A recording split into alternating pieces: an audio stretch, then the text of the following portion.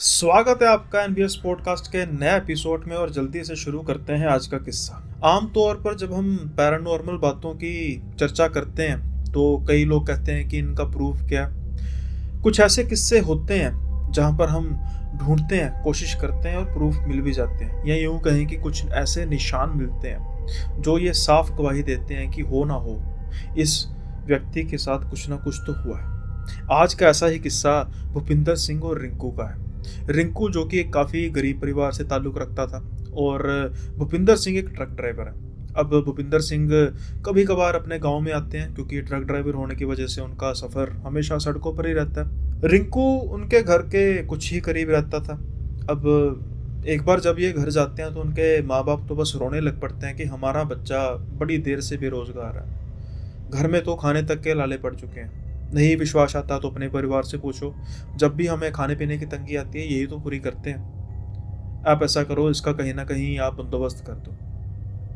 भूपिंदर सिंह काफ़ी समय तक सोचते हैं और ये कहते हैं कि भाई अब जो मेरा पुराना क्लीनर है वो बड़ा आलसी बनता है। कभी कभी वो मेरे साथ आता है, कभी नहीं आता, नशों का आदी है और वैसे भी उसको बात करने की तमीज़ नहीं है। भूपिंदर सिंह कहीं ना कहीं इस चीज़ का मन बना लेते हैं कि ऐसा करता हूँ, रिंकू को रख लेता हूँ। भाई ये लड़का भी ठीक है, मेरा पड़ोसी है, लगभग कुछ ही घर दूर है, तो थोड़ी सी शर्म भी होती है कि भाई अब इतनी ज़रूरत है, नौकरी की ज़रूरतमंद है। अब ये रिंकू को अपने साथ ले जाते हैं, तनख्वाह जितने गुजारे लायक होती है उसकी मिल जाती है उसको, और रिंकू को सिखाना शुरू करते हैं और धीरे धीरे रिंकू एक अच्छा क्लीनर बन जाता है। उसको ड्राइविंग भी सिखाना शुरू करते हैं कि इन केस अगर कहीं उसको ड्राइव करना पड़े तो वो ड्राइव करेगा। अब इन दोनों की जो जुगलबंदी थी वो ठीक चल रही थी, कोई ऐसी दिक्कत आ नहीं रही थी। रिंकू एक मेहनती लड़का था और अपने काम से काम ही ज़्यादा रखता था, बहुत ज़्यादा वो किसी से बात भी नहीं करता था, और ये बात भूपिंदर सिंह को काफ़ी पसंद आती थी।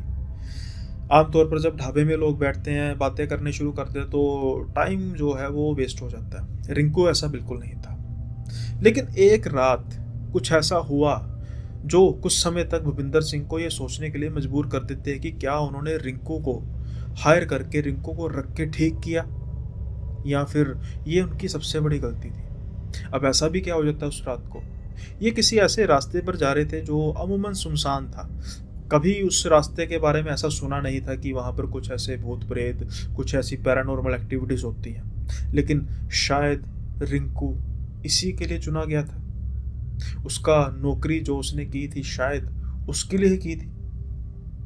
ये तो तब पता लगता है जब ये जा रहे होते हैं रास्ते में, तो रिंकू को काफ़ी तेज़ बाथरूम आता है और वो कहता है उस्ताद जी बस 2 मिनट रुको, मैं बाथरूम कर रहा हूँ। भूपिंदर सिंह जी रोकते हैं गाड़ी को और रिंकू चले जाता है झाड़ियों की ओर बाथरूम करना है। लेकिन कुछ ही पल में वो जल्दी से भागे भागे आता है और जल्दी से कहता है कि जल्दी चलाओ उस्ताद जी, गाड़ी जल्दी चलाओ। अब भूपिंदर सिंह समझ नहीं पाते कि भाई क्यों कह रहा है, लेकिन एकदम दिमाग में स्ट्रक होता कोई चोर लुटेरे तो नहीं है। ट्रक हालांकि खाली था लेकिन ट्रक भी तो था ना, वो भी तो लूटा जा सकता था। तो भूपिंदर सिंह जी जल्दी से गाड़ी चलाना शुरू कर देते हैं। अब थोड़ी सी आगे जाते हैं, जब ट्रक रफ्तार पकड़ता है तो जो रिंकू है वो पीछे मुड़ के देखता है और कहता है वो अभी भी आ रही है उस्ताद जी, वो अभी भी आ रही है। भूपिंदर सिंह कहता आ रही है मतलब, वो तेरा मतलब कि आ रही है, कौन आंधी है? तो रिंकू कहता है वो डायन डायन उस्ताद जी। भूपिंदर सिंह जी को समझ नहीं आता कि मैं हंसूं या गुस्सा करूं। मैं तो समझ कर बैठा था कि कोई चोर लुटेरे हैं जो पीछे आ रहे हैं, और ये किसी लड़की जिसको ये जिसको डायन या चुड़ैल समझ रहा है, ये इसको लग रहा है कि ये हमें कोई नुकसान पहुंचाएगी। वो ऊंची ऊंची हंसना शुरू करते हैं और साइड मिरर से देखते हैं। रिंकू तो पीछे मुड़ के देख रहा था लेकिन वहां पर कोई था ही नहीं, कोई भी इनका पीछा कर ही नहीं रहा था। क्या रिंकू को कुछ नजर आ रहा था? शायद इसलिए तो रिंकू जल्दी से भागता भागता आया, ट्रक में बैठा और उसके बाद फिर बस पीछे मुड़ के देखने लगा कहीं वो हमारा पीछा तो नहीं कर रही। लेकिन बकौल रिंकू के वो कर रही थी। ट्रक अपनी पूरी स्पीड पर जा रहा था और वो भी उसके साथ पीछे पीछे भागते भागते आ रही थी। कुछ समय बाद रिंकू थोड़ा सा रिलैक्स महसूस करता है और ट्रक के अंदर अपना सर कर लेता है। भूपिंदर सिंह थोड़ा सा गुस्सा भी होते हैं कि तू सच सच बता, कोई नशा पत्ता तो नहीं करता? अगर करता है तो मुझे आज ही बता दे। तो रिंकू कहता है उस्ताद जी मैं सच में नशा पत्ता नहीं करता, वो चुड़ैल थी, मैं बस बाथरूम करने गया, मैं क्या देखता हूँ कि अचानक मेरे सामने एक औरत खड़ी है। मैं उसको पैरों से ऊपर देखता रहा था। पहले तो मैं खुश हो रहा था कि इस समय रात में कोई औरत, लेकिन जैसे ही मैं उसकी शक्ल देखता हूँ आंखें उसकी चमक रही थी और चेहरा उसका बिगड़ा हुआ था। मैं बस भागा वहां से उस्ताद जी, मैं जल्दी से वहां से भागा और ट्रक पर चढ़ गया और वो पीछा कर रही थी। लेकिन भूपिंदर सिंह जी कहते हैं, मैंने साइड मिरर में देखा रिंकुआ, कोई नहीं था। तू सारियां आप गल्ला बनाई जाना पिया, कोई दिक्कत है तो दस दे, नशा नुशा किया तो दस दे। रिंकू कहता है कि मैंने कुछ नहीं किया उस्ताद जी, मेरी बात का विश्वास कीजिए। भूपिंदर को अब थोड़ी सी जो हालात की सीरियसनेस महसूस होने लग पड़ी थी, क्योंकि रिंकू तो थर थर कांपे जा रहा था, उसका शरीर ठंडा पड़ता जा रहा था, जैसे कि बस मौत उसके आसपास ही घूम रही है। अभी ये सोच ही रहे थे भूपिंदर सिंह जी, रिंकू कहता है जल्दी से उस्ताद जी गाड़ी रोको, जल्दी से रोको, मुझे उल्टी आने को है। भूपिंदर सिंह जी सोचते हैं, अभी कह रहा था कि भगा, अब कह रहा है रोक इसको, पता नहीं क्या हो रहा है, अब ट्रक अंदर से गंदा ना हो। तो भूपिंदर सिंह जी जरा भी समय वेस्ट नहीं करते, पीछे कोई गाड़ी आ नहीं रही थी, बिल्कुल सुनसान रास्ता था। तो भूपिंदर सिंह जी जल्दी से ट्रक को साइड पे लगा के खड़ा करते हैं। रिंकू जल्दी से उतरता है और झाड़ियों की तरफ जाता है। वो उल्टी कर रहा था, उसकी उल्टी करने की आवाज भूपिंदर सिंह को कुछ समय तक सुनाई देती है, लेकिन उसके बाद सब कुछ शांत हो जाता है। भूपिंदर सिंह जी आवाज लगाते हैं, ओ भूपिंदर जल्दी आ, लेकिन रिंकू वहां पर होता तो आता ना। भूपिंदर सिंह उसको आवाज लगा रहे थे, जितनी बार वो उसको आवाज लगा रहे थे उनके गुस्से की इंटेंसिटी बढ़ती ही जा रही थी, लेकिन रिंकू कोई भी आवाज सुन नहीं पा रहा था। भूपिंदर सिंह जी बड़े गुस्से में एक दातर निकालते हैं कि भाई कोई पकड़ ना ले, उसको पकड़ ना लिया हो किसी ने, और अगर नहीं भी पकड़ा होगा मैं तो उसके टांग तोड़ दूंगा, मेरी आवाज ही नहीं सुन रहा। दरवाजा बंद करते हैं, मतलब लॉक करते हैं ट्रक को अच्छे तरीके से, और जाते हैं वहां पर जहां पर रिंकू उल्टी कर रहा था। टॉर्च मारते हैं तो देखते हैं कि वहां पर वॉमिट तो पड़ी हुई थी, लेकिन रिंकू नहीं था। उसके कदमों के निशान जो झाड़ियों को चीर कर जा रहे थे, उसकी एक लाइन सी बनी हुई थी जो इस बात का पूरक थी कि रिंकू उन झाड़ियों की तरफ, उस जंगल की तरफ, जो जंगल नुमा था, आसपास नहर थी और काफी पेड़ थे, उसकी तरफ गया। अब भूपिंदर सिंह जी दो चित्ते में कि मैं जाऊं या ना जाऊं। ये पागल हो चुका है, लेकिन अगर ये बात सच हुई जो ये कह रहा था कि कोई चुड़ैल डायन, ओ नहीं कोई नहीं होती, ਐਵੇਂ ਇਹਦੇ ਮਨ ਦਾ ਵਹਿਮ ਹੋਣਾ, ਪੱਕੀ ਗੱਲ ਹੈ, ਇਹਨੇ ਕੋਈ ਨਾ ਕੋਈ ਨਸ਼ਾ ਕੀਤਾ। ਮੈਨੂੰ ਦੱਸਣ ਨਹੀਂ ਦਿਆ, डरते कि मैं नौकरी तो ना करता, लेकिन ऐदा थोड़ा कोई चले जाता। पंजाबी में सब कुछ बोल रहे थे, अपने आप से ही बात कर रहे थे। अब इस समय वो रिंकू सिंह को छोड़कर जाते कैसे? ना ही सिर्फ रिंकू उनका एम्प्लॉय था, बल्कि रिंकू की कहीं ना कहीं जिम्मेदारी भी तो थी। कुछ देर वो सोचते रहते हैं, रिंकू को आवाज लगाते हैं ऊंची, गुस्से से, प्यार से, लेकिन रिंकू तो कोई भी आवाज सुनता ही नहीं। रिंकू वहां होता तो सुनता। फिर वो अब डिसाइड करते हैं कि वो उस तरफ जाएंगे जहां से उसके कदमों के जाने की, या वो झाड़ियों को जो लाइन बनी हुई है चीर कर जाते हुए वहां की आवाज आ रही, वहां की एक रूपरेखा बनी हुई, रेखा बनी हुई है। ये धीरे धीरे चलना शुरू करते हैं। कृपान पर इनकी पकड़ मजबूत होती जा रही थी, दातर पर, कि इनकेस अगर कोई रिंकू के अलावा मुझे नजर आया तो बस मैं वार कर दूंगा। मैं सोचूंगा नहीं कि कोई इंसान है या जानवर, इस समय ऐसा ही करना ठीक होगा। टॉर्च ये मारते जा रहे थे और रिंकू को आवाज लगाते जा रहे थे। कुछ समय बाद ये देखते हैं कि रिंकू नदी के किनारे बैठा हुआ। इनको रिंकू की तरफ देखकर गुस्सा नहीं आ रहा था कि मेरी बात सुन क्यों नहीं रहा, ज्यादा दूर नहीं था, फिर भी ये मेरी बात सुन क्यों नहीं रहा। इनको तो रिंकू की तरफ देखकर खौफ आ रहा था। जो भूपिंदर सिंह कुछ समय पहले शेर बने हुए थे कि ऐसा कुछ नहीं होता, जो भूपिंदर सिंह की हाथ की पकड़ दातर पर मजबूत थी कि कोई अगर आएगा तो उसको मैं एक ही पल में झटका दूंगा, अब वो पकड़ धीरे धीरे ढीली होती जा रही थी। उनकी टांगें अब कांपना शुरू हो चुकी थी, क्योंकि वहां पर उसके साथ कोई बैठी हुई थी, उसके कंधे पर अपनी बाजू लटका के, जैसे कि वो उससे कोई बात कर रही है, जैसे दो प्रेमी जोड़े नदी के किनारे आपस में बात कर रहे हैं। वो पूर्णिमा की रात थी, चांद पूरे अपने अरूज पर था, लेकिन रिंकू के आसपास का अंधकार और उस लड़की के बदन की चमक, उस लड़की के कपड़ों की, सफेद कपड़ों की चमक कुछ अजीब से तरीके का इशारा कर रही थी कि ये मेरी आंखों के सामने जो भी हो रहा है वो नॉर्मल नहीं है। आज ना सिर्फ रिंकू फंसा है, बल्कि मैं भी फंसा हूं। जो भूपिंदर सिंह तेजी से रिंकू की तरफ बढ़ रहे थे, अब उनके कदम थम चुके थे। वो सोच रहे थे कि मैं अगर कदम हिलाऊंगा तो क्या वो जो बैठी है मेरी तरफ तो नहीं आ जाएगी? फिर मैं भी मरूंगा, रिंकू भी मरेगा, लेकिन वो पीछे कैसे जाएंगे? कोई दूसरा चारा नहीं था। क्या वो ऐसे ही खड़े होकर सारी रात गुजार देंगे? जो मौसम में गर्मी थी, अब ठंड अचानक से इतनी बढ़ चुकी थी कि भूपिंदर सिंह को ये नहीं समझ लग रहा था कि वो मौसम की वजह से कंपकपा रहे हैं या फिर उनके अंदर का डर उनको कंपकपाने के लिए मजबूर कर रहा है। इस बात को अब विराम शायद लगने वाला था, क्योंकि जो औरत या यूं कहें जो चुड़ैल डायन रिंकू के साथ वहां पर बैठी थी, अचानक से अपना सर घुमाती है। वो पीछे मुड़ के देखती नहीं है, सर को घुमाती है। आंखें उसकी चमक रही थी जैसे रिंकू ने बताया था, और वो देख के अजीब सी तेज सी आवाज निकालती है और भूपिंदर सिंह वहीं पे, कुछ याद नहीं रहता उनको। अगले दिन भूपिंदर सिंह खुद उठते हैं, कोई आसपास नहीं होता। हाँ, अचानक से वो देखते हैं कि रिंकू वहीं पर बैठा हुआ था। वो देखते हैं रिंकू को और रिंकू को आवाज लगाते हैं बड़ी मुश्किल से। उनके शरीर में से तो जैसे जान निकल चुकी थी, कमजोरी उनको काफी महसूस हो रही थी। बकौल इनके ये काफी हट्टे कट्टे हैं, 6 फुट, और शरीर भी बिल्कुल मस्कुलर कहते हैं जिसे।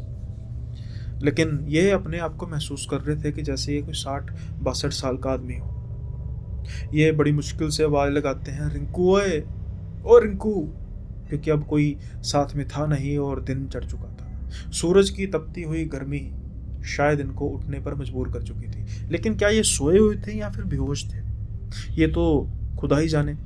फिर से ये रिंकू को आवाजें लगाते जा रहे थे, लेकिन रिंकू तो सुन ही नहीं रहा था।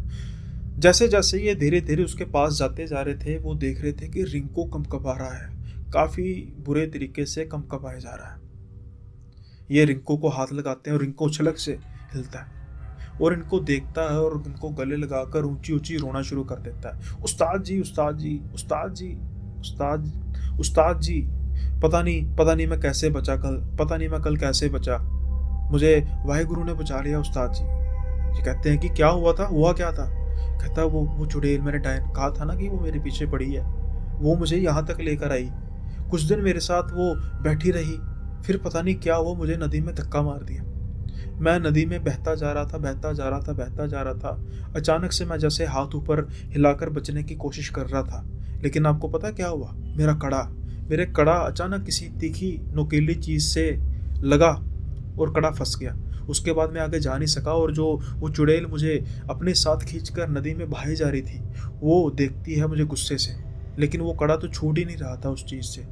मेरे कलाई के आसपास से खून ऊपर से बहता जा रहा था, लेकिन फिर भी वो कड़ा छूट नहीं रहा था। और कुछ समय बाद वो जो चुड़ैल थी वो नदी के बहाव के साथ ही बह गई और मैं बच गया उस्ताद जी, बड़ी मुश्किल से बचा। उस्ताद जी उसको देखते हैं और एक चमाटा लगाते हैं, गाली निकालते हैं कि तूने पक्का नशा किया है। हालांकि वो इस चीज से हैरान थे कि जो उन्होंने देखा वो भी तो सच था, लेकिन रिंकू को ये बात क्यों कहते हैं?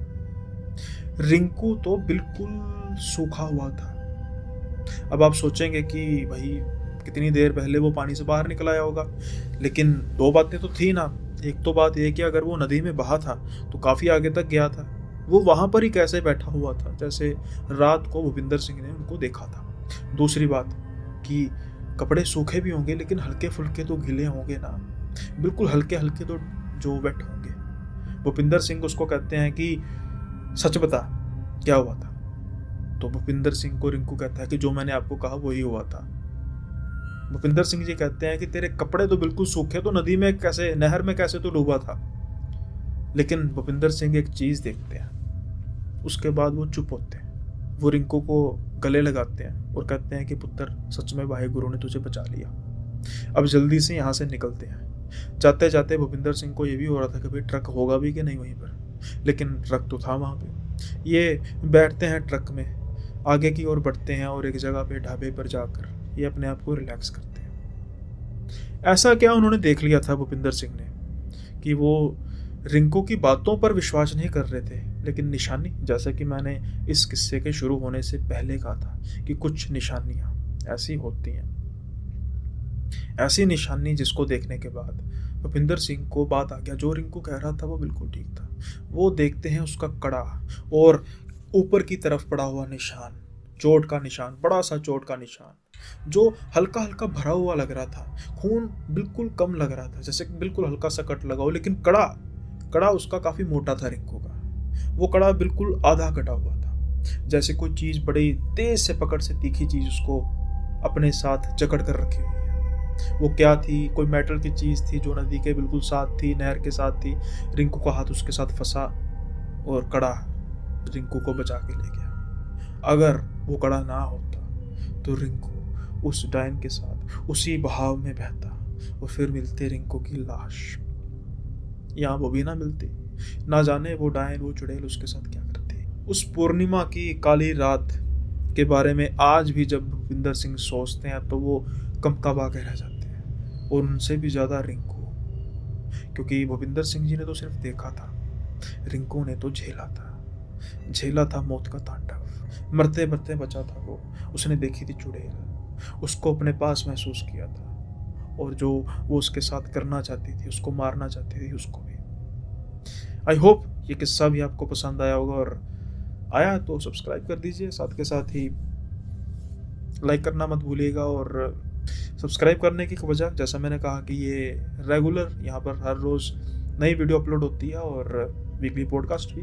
तो हॉरर के शौकीन है, थ्रिल मिस्ट्री के शौकीन है, तो जल्दी से इसको सब्सक्राइब कर दिया। अब जल्दी से बढ़ते हैं हम अगले किस्से की ओर। वो कहते हैं ना कि बड़े अगर किसी बात से, किसी चीज़ से रोकें, और अगर उस बात को मानने से हमें कोई नुकसान नहीं है तो बात मान लेनी चाहिए, ऐसा ही है ना।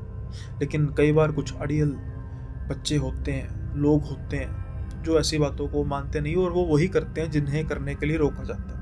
हालांकि मैं अंधविश्वास को फैलाने में यकीन नहीं रखता। 100 बातों में से 70 से ज़्यादा बातें तो अंधविश्वास की होती हैं, लेकिन माहौल भी काफ़ी ज़्यादा मायने रखता है। अगर हम किसी चीज़ पर विश्वास नहीं करते तो कम से कम हमें उस चीज़ का पर्दाफाश करने के लिए जस्टिफिकेशन चाहिए और पूरे टूल्स चाहिए होते हैं। एक बड़ी मूवमेंट इन चीज़ों का पर्दाफाश कर सकती है, दकियानूसी बातों का। लेकिन अगर कोई बात सच में खौफनाक हो, जिसका सीधा सीधा ताल्लुक किसी की जान से हो, तो ऐसी बातों में हाथ डालना चाहिए। मेरे हिसाब से तो नहीं डालना चाहिए। और अगर वो बात से हमें नुकसान नहीं हो रहा, वो काम नहीं करने से, तो दूर रहना चाहिए। अनीश ये बात नहीं मानते थे। शायद एक कारण भी था, क्योंकि वो जिस वजह से गांव में आए थे वो वजह पूरी हो नहीं रही थी, और उस वजह में और इनमें सिर्फ एक चीज़ की दूरी थी, वो रुकावट जो अनीश के नाना जी बार बार डाल रहे थे। अनीश वैसे बेसिकली तो शहर का लड़का है, वहीं पर उसकी पैदाइश हुई, लेकिन जब कभी भी वो गांव में आता, या यूं कहें कि बहुत कम गांव में आया। 10 साल तक तो वो रेगुलरली आता रहता था, बट उसके बाद उसकी जब पढ़ाई ज़्यादा टफ हुई तो फिर वो अगले 10 साल तो गांव में आ ही नहीं सका अपने नाना जी को मिलने। उसका कारण एक और भी था कि जो उसके मामा थे वो भी शहर में रहते थे, और गांव में सिर्फ उसके नाना जी और नानी जी रहते थे। वो गांव को छोड़ना नहीं चाहते थे, इसलिए फिर वहाँ पर आना बहुत कम होता था। जब भी मिलने जाते थे तो दूसरे शहर में मामा जी से मिल लिया जाता था। लेकिन अनीश को एक बात बहुत पसंद थी गांव की। आमतौर पर वो हमें भी काफ़ी पसंद है कि खुला आसमान हो और छत पर सोएं। ये बात तो हर कोई पसंद करता है, जो 90s के किड हैं, उनसे पहले के जो बोर्न हैं, जो आजकल की जवाक हैं, जो आजकल की पैदाइश है, उन्हें क्या पता कि छत पर सोने का मज़ा ही अलग है। वो भी तब हमने तो वो आसमान देखा है जब बिल्कुल तारों से ही आसमान पूरा लदा होता था। आज तो रोशनी के कारण, प्रदूषण के कारण लगभग नामुमकिन सा हो गया, खास तौर पर शहरों में। लेकिन अगर किसी को मौका लगे, किसी बच्चे को, जो ये बच्चा अगर देख रहा है कोई, तो कभी छत पर सो के देखना, आप एसी को भूल जाओगे, इस बात की गारंटी है। हवा हल्की हल्की चल रही हो तब। खैर, अनीश भी ऐसी ही ख्वाहिश रखता था। अब वो 10 साल के बाद अपने नाना जी के घर जा रहा था। नाना जी को बड़ी इच्छा रहती थी कि मेरा दोता आएगा। इसको नातिन भी कहते हैं, नाती भी कहते हैं। एक कमेंट में भाई ने कहा था, भाई इसको नातिन कहते हैं, और हंसने की वो इमोजी डाली थी कि जैसे मैंने गलत वर्ड यूज़ कर दिया। बट भाई नॉर्थ इंडिया में दोता दोती भी कहते हैं नातिन और नाती को। So please update. तो जैसा मैंने कहा कि अब अनीश चाहता तो था कि मैं आऊँ गांव में और छत पर सोऊं, खास तौर पर। उसके ये इच्छा पूरी होने वाली थी, क्योंकि अब वो गांव जा रहा था अपने नाना जी से मिलने, और उससे भी ज़्यादा छत पर सोने। लेकिन क्या छत पर वो सो पाया? पहले दिन जब वो जाता है तो उसको तकरीबन जाते जाते रात हो जाती है। तो 8 घंटों का सफ़र था। 8 घंटों के सफ़र की वजह से वो तो थक कर चूर हो चुका था। खाना खाता है और सो जाता है। अगले दिन उसकी किस्मत साथ नहीं देती, या यूं कहें कि 2 दिन तक तो उसकी किस्मत साथ देती नहीं। उसका कारण था कि भारी बारिश, मानसून की भारी बारिश थी। छत पर नहीं सो सका अनीश, लेकिन उसने पूरे तरीके से आनंद उठाया मानसून की बारिश का। पूरी जो ग्रीनरी थी, बिल्कुल हरा रंग, सफाचक पूरा हरा रंग हो चुका था। मनमोहक दृश्य था। अब वो बस वेट कर रहा था कि जैसे ही अब बिल्कुल बादल दूर जाएं हमारे गांव से, तो मैं अब छत पर सोऊंगा। अब आता है चौथा दिन। जब देखता है अनीश की अब तो बारिश भी खत्म हो चुकी है, दिन साफ है, रात का इंतजार है। तो जब रात होती है, तो जब सोने की तैयारी होती है नाना नानी जी की, तो अनीश कहता है कि नाना जी आज ना खटिया ऊपर ही बिछा दो, मैं तो छत पर सोऊंगा। नाना जी जो इनको काफी प्यार से बात कर रहे थे, भाई इतनी देर बाद दोता आया था, उनके हाव भाव अचानक से चेंज हो जाते हैं। वो कहते हैं कि नहीं नहीं, ऊपर नहीं सोना, छत पर नहीं सोना बेटा, नीचे सोएंगे। तो अनीश कहता है कि नाना जी क्या बात है, आपको पता है पिछले 10 साल से मुझे सबसे ज्यादा इसी बात का इंतजार था आपको मिलने के बाद, कि मैं छत पर सोऊंगा। नाना जी कहते हैं कि बेटा वो बात ठीक है, लेकिन नहीं, छत पर नहीं सो सकते, छत पर नहीं सोना। अब अनीश कहता है कि नाना जी कोई कारण तो होगा ना, क्या मच्छर मुच्छर है, कोई बात नहीं, लगा लेते हैं, ट्यूब लगाते हैं, ओडोमस लगा लेते हैं। अरे देखो ना कितनी सुंदर हवा चल रही है, तो मैं तो सोऊंगा छत पे। अब नाना जी उसको थोड़े गुस्से से कहते हैं, या कहते हैं धमकाते हैं, तुझे कह दिया ना कि नहीं नहीं सोना छत पे। अनीश कहता है कोई कारण तो होगा, कोई कारण तो होगा, लेकिन नानी जी बीच बचाव करती हैं और कहती है कि नहीं नहीं, तूने अनीश तू आज नीचे ही सो। अनीश अब सोचता है कि मामला गर्म हो चुका है, और फिर वो सो जाता है। लेकिन अब उसके मन में गिला था, नाना जी को लेकर गुस्सा भी था कि नाना जी ने मना कर दिया, पता नहीं क्यों। खैर अब वो रात जैसे तैसे बीतती है। अगले दिन वो अपने दोस्तों वगैरह से मिलने जाता है। 2 दिन बारिश की वजह से मिल नहीं सका था, जो उसके पुराने दोस्त थे जिनके साथ वो खेलता था। सबके साथ हंसने खेलने से बातें होती हैं, और वो बातों बातों में कहता है कि यार बस सारी इच्छाएं पूरी होगी, देखो नाना जी से मिलना था, नानी जी से मिलना था, मिल लिया। सुहावने मौसम का आनंद उठाना था, मानसून की बारिश का आनंद उठाना था, वो भी उठा लिया। अरे अपने जिगरी दोस्तों से मिलना था, इतने साल 10 सालों बाद मिल रहे हैं हम, वो भी मिल लिया। बस एक इच्छा रह गई यार, बस अभी मैं 5-6 दिन और हूँ, तो 5-6 दिन अब मैं आराम से हर रोज छत पर सोया करूँगा। जो दोस्त अनीश के हंस खेल के आसपास बातें कर रहे थे, उन सबके चेहरे पर गंभीरता छा जाती है। सभी अनीश को देखते हैं, फिर एक दूसरे को देखते हैं, जैसे कि वो एक दूसरे को आंखों ही आंखों में कह रहे हो कि क्या इसको नहीं पता। अनीश अब इन सबको देखता है, और थोड़ा बहुत उसको भी ज्ञात होता है कि छत का नाम लेने से ही सब इतने गंभीर क्यों गए। यानी कि जो मसला है वो सिर्फ हमारे घर की छत पर नहीं है, वो सारे के सारे गांव में है। अब अनीश कहता है कि भाई क्या हो गया, ऐसी शक्लें बनाई हैं जैसी मेरे नाना जी ने शक्ल बनाई थी उस दिन, क्या हो गया भाई, छत का नाम लेते ही क्यों सारे हो गए इतने सीरियस। तो एक दोस्त उनमें से कहता है कि तुझे बताया नहीं बापूजी ने। तो अनीश कहता है क्या नहीं बताया, कि छत पर क्यों नहीं सोते। तो अनीश कहता है कि नहीं यार, मेरे से तो कोई बात नहीं की, तुम ही बता दो यार, वो तो मेरे साथ लड़ने को थे, अगर उनके हाथ में खूंटी होती ना तो मुझे मार देते, शुक्र है नहीं थी, तुम बताओ क्या हुआ। वो कहते हैं कि भाई पिछले कुछ 3-4 साल से जो छत पर सोता है वो अजीब से तरीके से बीमार पड़ जाता है, और बुजुर्ग लोग तो मर भी जाते हैं। अनीश कहता है यार समझा नहीं, कोई मच्छर मुच्छर है, कोई टाइफाइड मलेरिया, कोई डेंगू डांगू ऐसी कोई चीज़ है। कहते नहीं ऐसी चीज़ नहीं, अगर ये होता है इसका तो इलाज भी है, लेकिन जब चीज़ ही लाइलाज हो तो फिर सीधे तौर पे बता, जो मर गए उनका तो कोई खाता नहीं, जो जिंदा है वो क्या बताते हैं। कहता है उनकी बातें कर रहा हूँ, क्योंकि जो जिंदा है वो कहते हैं कि जब हम छत पर सो रहे थे, हमें अजीब से तरीके से एक काले कपड़ों में चुड़ैल आती है जिसकी आंखें चमक रही होती हैं, और उसके बड़े अजीब से तरीके के बाल, जो बिल्कुल जैसे बॉयकॉट होते हैं ना तुम्हारे शहरों में वैसे ही, और उसकी बाजुएं मतलब सिर्फ हड्डियां ही हैं, हड्डियों के ऊपर जैसे काला किसी ने कोई काली चीज़ पोती होती है, वो है, वो आती हैं और मेरे पास आके हमारे पास उसके पास जो भी होता है उसके पास आके बैठती है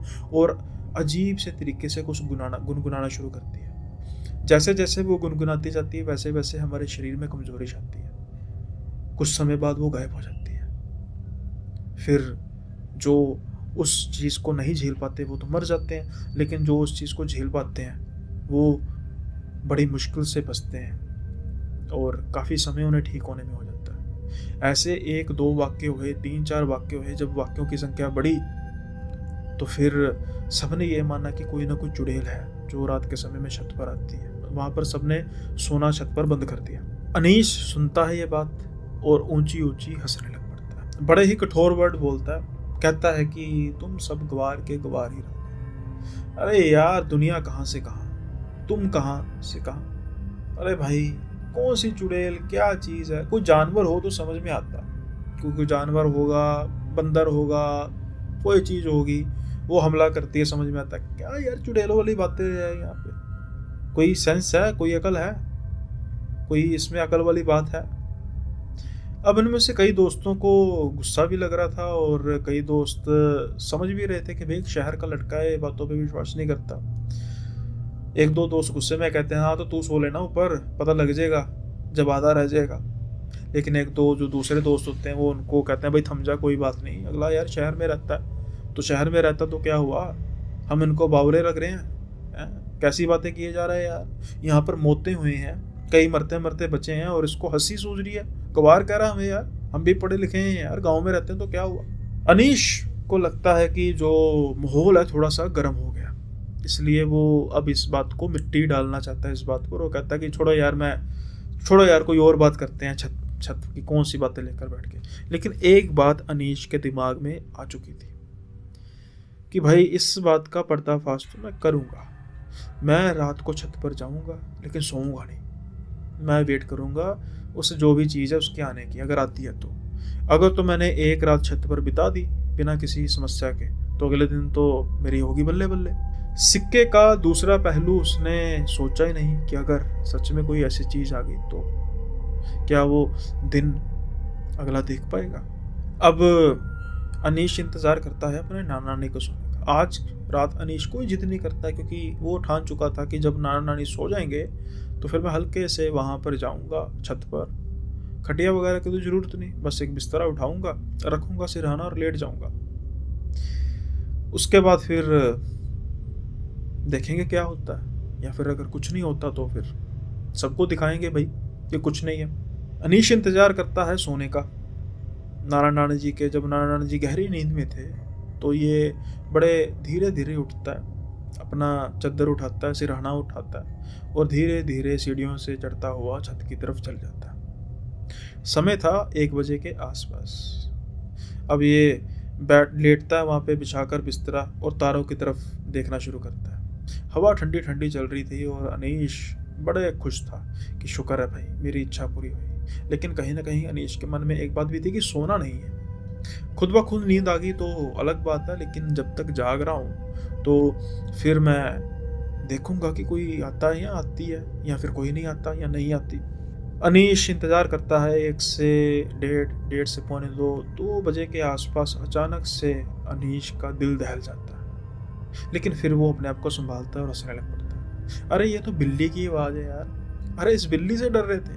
अनीश पीछे घूम के देखता है तो एक बिल्ली होती है जिसकी आंखें चमक रही होती हैं एज यूजुअल। जब वो मोबाइल की टॉर्च लगाता है तो आंखें चमकेंगी है बिल्ली की। तो बड़े अजीब से तरीके से अनीश कहता है, अरे तेरी वजह से सारा गांव डर के बैठा हुआ है, धीरे से, ताकि नाना नानी सुन ना ले। तेरी वजह से सारा गांव डर के बैठा हुआ है और तू देख मुझे डराने की कोशिश कर रही है अपनी मियाँ में उसे। वैसे तो मैं एक बार में डर गया था क्योंकि बड़ी अजीब सी आवाज़ निकाली थी तूने। कोई गुस्से में है क्या? अरे ये बात को गुस्सा तो नहीं, तेरा पर्दाफाश होने लगा है। अरे किसी को नहीं बताता, बस मैं कहूँगा कि मुझे तो कुछ नजर ही नहीं आया। वो बिल्ली अनीश को काफ़ी अजीब से तरीके से देख रही थी, उसकी तरफ देख के अजीब से तरीके से सिर हिला रही थी, जैसे वो उसकी बातें समझ पा रही है। अब अनीश कहता है कि क्यों ना इसकी फ़ोटो ले ली जाए और बताया जाए कि जिससे तुम सभी डर रहे थे वो तो बिल्ली निकली और सभी भीगी बिल्ली बने हुए थे उसको देख के। अनीश अपना फ़ोन स्वाइप करता है, कैमरा निकालता है, कैमरा ऑन करता है और देखता है। कि जो बिल्ली सामने बैठी हुई थी वहाँ पर अब बिल्ली नहीं थी, कोई बड़े अजीब से तरीके से बैठा हुआ था, या फिर यूं कहें कि बैठी हुई थी।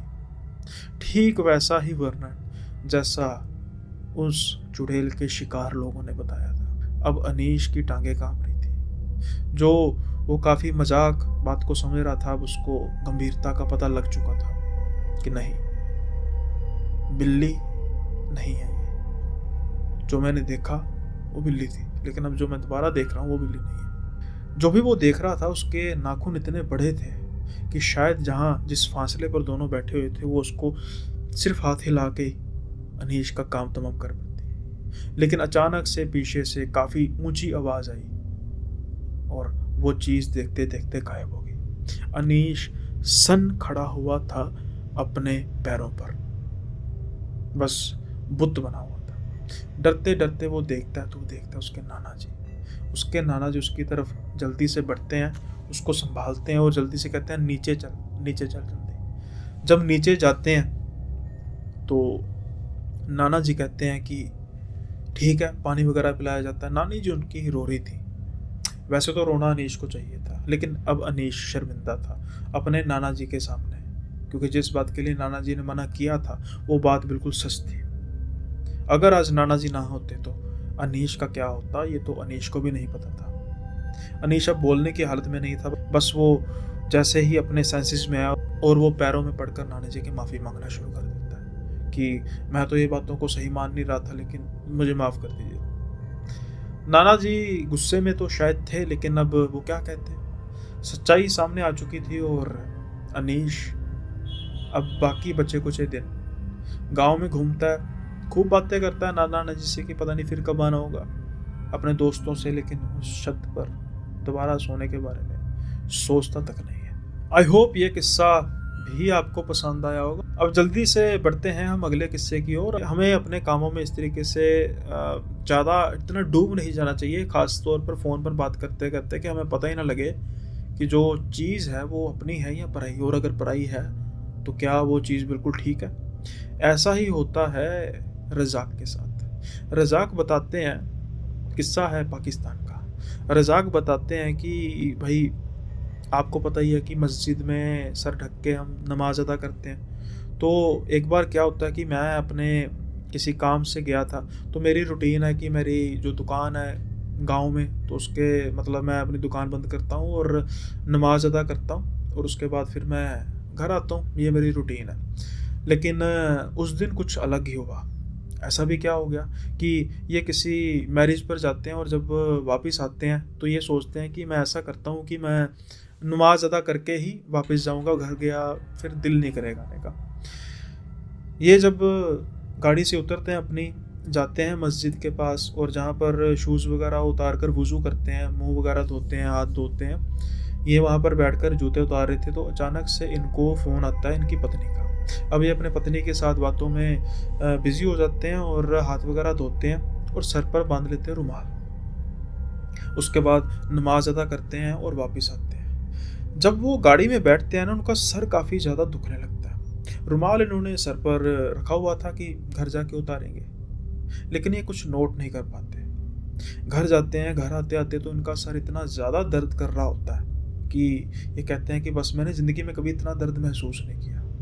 अब ये रुमाल को उतारते हैं। जब ये रुमाल को उतारते हैं तो अचानक से देते हैं, अरे यार ये रंग का रुमाल तो मेरा नहीं था। अब हाथ की अब ये जेब की तरफ देखते हैं अपने पैंट की, तो जेब में रुमाल था, तो ये किसका रुमाल है। फिर ये गौर करते हैं कि अरे यार मैं बैठा नमाज के लिए, मैं बैठा वुज़ू के लिए, तो मुझे फ़ोन आया तो पास में ही शायद एक रुमाल पड़ा था, मैंने ऐसे ही रुमाल पकड़ा और बांध लिया।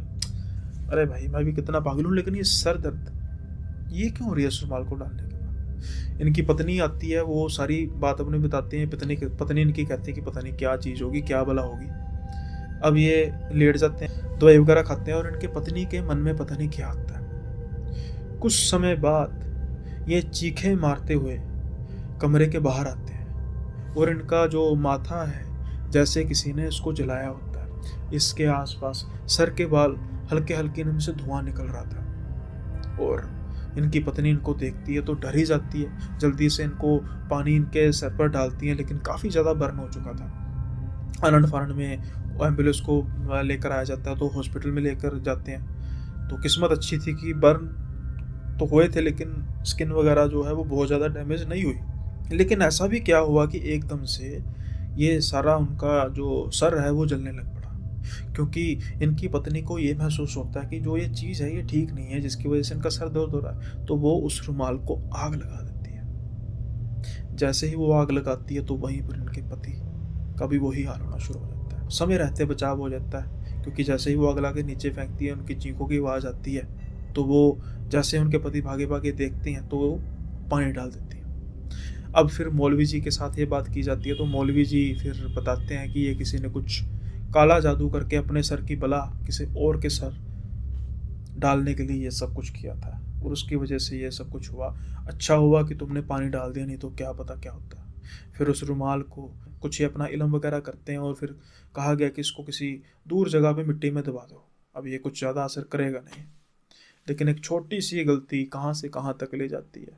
आज भी निशान वहीं पर है, वो सब कुछ ठीक हो चुका है, लेकिन निशान उनके हल्के हल्के हैं, जो याद दिलाते हैं कि इतना भी आसपास की चीज़ों में, इतना भी जो इंसान को खो नहीं जाना चाहिए फ़ोन पर बात करते, कि अपने आसपास के वातावरण का हिसाब तक ना रहे कि आसपास क्या चल रहा है और क्या पड़ा है। आई होप ये छोटा सा किस्सा भी आपको बेहद पसंद आया होगा। और अब हम चलते हैं अपने कमेंट सेक्शन की और देखते हैं भाई क्या है आज का comment, critical comments. @Shashank Borate 8255, sorry भाई अगर मैंने आपकी प्रोनाउंसिएशन गलत कर दी हो, जो आपकी कास्ट है।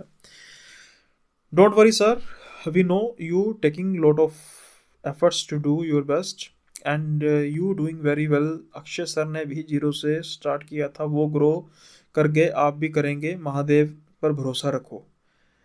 आप पॉडकास्ट बनाओ, पॉडकास्ट अटेंड करो, it will help to increase subscribers and follow the tune of narration of the story of from Akshay sir, Hitakshi और खूनी मंडे चैनल। शशांक भाई बहुत बहुत धन्यवाद लिखने के लिए। और लेकिन कुछ बातें हैं मुझे समझ में नहीं आई। पहली बात तो यह है कि भाई मैं डिमोरलाइज तो हूँ ही नहीं, कि आप कह रहे हो कि हौसला रखो, भरोसा रखो। भरोसा है तो सब कुछ चल रहा है भाई, भरोसे पर दुनिया कायम है। सबने 0 से स्टार्ट किया था, नॉट ओनली अक्षय भाई, सबने 0 से स्टार्ट किया था। धीरे हर एक की जर्नी होती है, किसी की स्लो किसी की फास्ट। लेकिन जो ये आखिरी आपने लाइन लिखी है ना, ये तो मेरी समझ में बिल्कुल नहीं है कि and follow the tune of narration of the story from Akshay sir, Hitakshi और खूनी मंडे। मतलब कि आप कहते हैं कि मैं डुप्लीकेट बन जाऊँ। क्यों भाई, मेरा नरेट करने का अपना तरीका है। और अगर मैं अक्षय, हिताक्षी या खूनी मंडे, दिव्या अग्रवाल को कॉपी करूँगा तो फिर लोग उनको सुनेंगे ना, उनकी कॉपी को क्यों सुनेगा कोई। लोग उनको मुझको सुनते हैं, अभी कम सुन रहे हैं, कभी ज़्यादा भी सुनेंगे। तो उसका कारण है कि मेरा स्टाइल ऑफ नरेशन, जिनको पसंद आता है वो सुनते हैं, जिनको नहीं आता वो नहीं सुनते। और अगर मैं भी अक्षय, हिताक्षी और खूनी मंडे को कर लूँगा कॉपी, तो फिर तो मैं उनको डुप्लीकेट हुआ। तो वो उनको लाखों लोग सुन रहे हैं, तो मुझे वो स्पेशल थोड़ा सुनने आएंगे मेरे भाई। बात आपकी समझ नहीं आई, सॉरी भाई।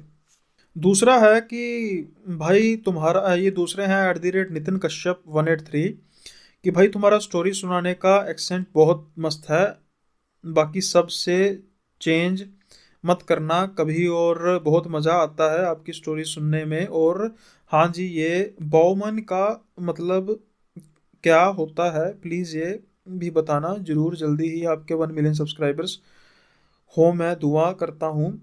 कभी हमारा नाम भी ले लिया करो, सुनील भाई जी, नितिन दिल्ली से।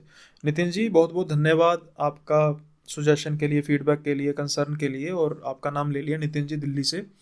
और भाई थैंक यू सो मच, आपने अप्रिशिएट किया। जैसे अभी पिछले कमेंट में शायद वो कहते थे कि अक्षय भाई जैसा करो, तो आई होप आपको मेरा जो ओरिजिनल वर्जन है, चाहे जैसा भी हो वैसा ही पसंद आता है। और जल्दी ही 1 मिलियन सब्सक्राइबर होंगे, परमात्मा की कृपा चल रही है, होती रहेगी, और हो भी जाएंगे। कभी वो भी समय आएगा जब वहाँ पर सिल्वर और गोल्डन प्लेट दोनों लगी होगी, चलो परमात्मा करे ऐसा हो। और ये बॉमैन का मतलब मैंने किसी वीडियो में यूज़ किया, मुझे रिप्लाई करना कि भाई मैंने कहाँ यूज़ किया, मुझे नहीं पता ये बॉमैन की क्या बात हुई है। तो ये आप ज़रूर मुझे बताना। मैं हो सकता है कि आपका लिखने का समझ मुझे नहीं आया, जब मैं अपना ही वर्डिंग सुनूंगा तो पता लग जाएगा। दूसरा, इसके अलावा आप कह रहे हैं कि सुनने में और बाकी तो सारा आई थिंक मैंने आपका कर लिया है कि भाई बहुत मज़ा आता है, थैंक यू सो मच। असली मकसद तो एंटरटेन करना ही है ना। तो आज के जो कमेंट्स हैं इसी को यहीं पे ख़त्म करते हैं। आज बिल्कुल मैंने ऑपोजिट डायरेक्शन वाले कमेंट्स लिए। मतलब एक भाई कह रहे हैं कि क्या भाई अक्षय भाई को करो कॉपी, हिताक्षी को करो, अपने दिव्य भाई को करो, दूसरे भाई कह रहे हैं कि आपकी स्टोरी सुनने में मज़ा आता है। तो different kind of people, different kind of choices, different kind of taste. So हर एक को सेटिस्फाई नहीं किया जा सकता, और भाई ओरिजिनल ही बेस्ट होता है, चाहे वो जितना कम बिके जितना ज़्यादा बिके, नो मैटर। जो ओरिजिनल होता है उसको ही डुप्लीकेट कहने रहने से तो ओरिजिनल ही बेहतर होता है। सो आज का जो एपिसोड है इसको यहीं पे विराम लगाते हैं, और जल्दी से मिलेंगे हम अगले एपिसोड में नए किस्सों के साथ। तब तक के लिए बाय बाय, अपना ख्याल रखिएगा।